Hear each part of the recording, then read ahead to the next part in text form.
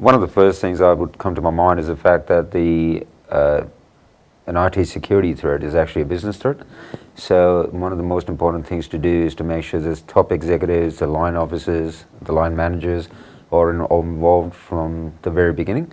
We need to make them understand there's vulnerabilities in the systems and in the processes they're using the day-to-day. They need to let us know at the same time what they are doing for us to understand how vulnerable they are.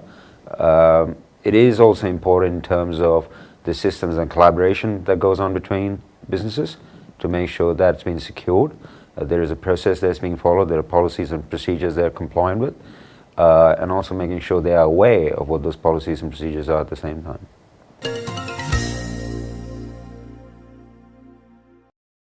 That's very important. It's baseline of our policies and procedures. We need to make sure, and especially when you mention the fact that there's a lot of information spanning around in terms of tablets and mobile phones and mobility as such.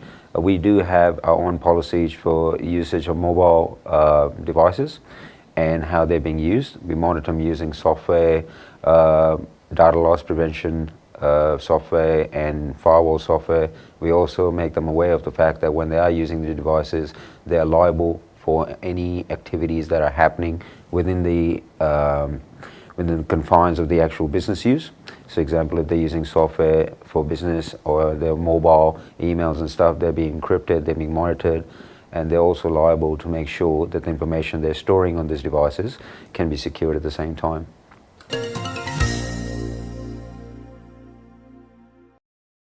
Every partnership we form with our vendors and suppliers, we make sure they comply with our SLAs and our procedures.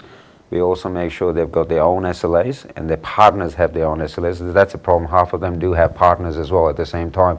So for example, we've got cloud providers, they might have third-party providers and such.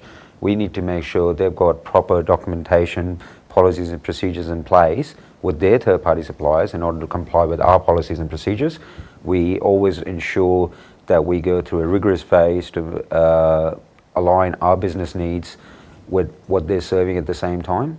At the same sense, we also make sure they are compliant to the Australian regulation if it's in Australia, and they also have compliance within their divisions for staff security measures that are taking place if there were any vulnerabilities at the same time.